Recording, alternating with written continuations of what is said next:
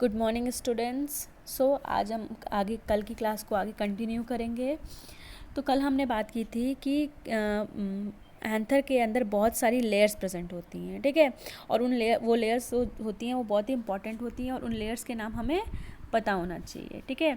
तो यहाँ पे हम बात कर रहे हैं कि जो पूरा स्ट्रक्चर है आपका, जो आपको पूरा स्ट्रक्चर नज़र आ रहा है वो क्या है, डाइथिकस है। क्या है, हर एक थीका आगे चल के डेवलप हो जाता है किसमें, माइक्रोस्पोरेंजिया में। किसमें, माइक्रोस्पोरेंजियम में।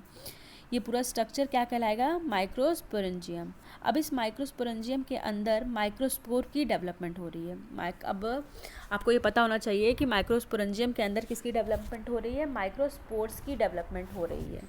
तो इसका नाम हमें माइक्रोस्पोरेंजियम रख दिया है, ठीक है, क्योंकि इसके अंदर स्पोर की डेवलपमेंट हो रही है। कौन कौन सी लेयर यहाँ पे प्रेजेंट होंगी, तो सबसे इम्पॉर्टेंटली हम कौन सी लेयर के बारे में बात कर रहे थे, हम टैप्टम के बारे में कल बात कर रहे थे, ठीक है। टैप्टम जो होती है वो सारी लेयर्स इंपॉर्टेंट है, बट मोस्टली हमें टैप्टम का नाम सुनने में ज़्यादा मिलता है, ठीक है।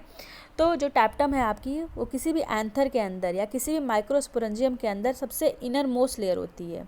अगर आपसे पूछा जाए सबसे इनर मोस्ट लेयर कौन सी होती है, तो आपको पता होना चाहिए, चाहे किसी एंथर के अंदर चाहे वो किसी माइक्रोस्पोरेंजियम के अंदर, तो वो आपकी टैप्टम होती है, ठीक है।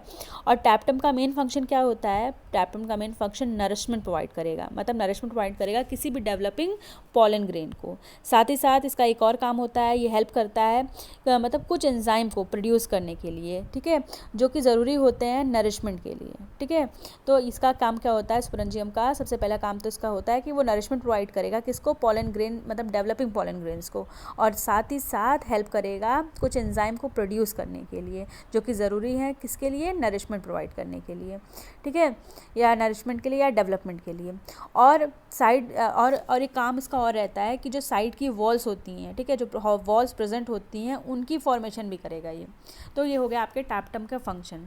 लेकिन टैप्टम के अलावा बाकी जो लेयर्स होती हैं, अगर हम बाकी लेयर्स की बात करें तो वो क्या काम करती हैं, तो वो सिर्फ और सिर्फ प्रोटेक्शन का काम करती हैं। उनका फंक्शन क्या होता है, प्रोटेक्शन देना। यहाँ पे आप, ठीक है, तो यहाँ पे आप देखेंगे सभी माइक्रोस्पोरेंजिया सेंटर में एक स्पेशलाइज्ड टिश्यू है, ठीक है। सभी माइक्रोस्पोरेंजियम के अंदर एक स्पेशलाइज्ड टिश्यू है, जिसको हम लोग क्या कह रहे हैं, स्पोरोजेनेसिस कह रहे हैं, ठीक है।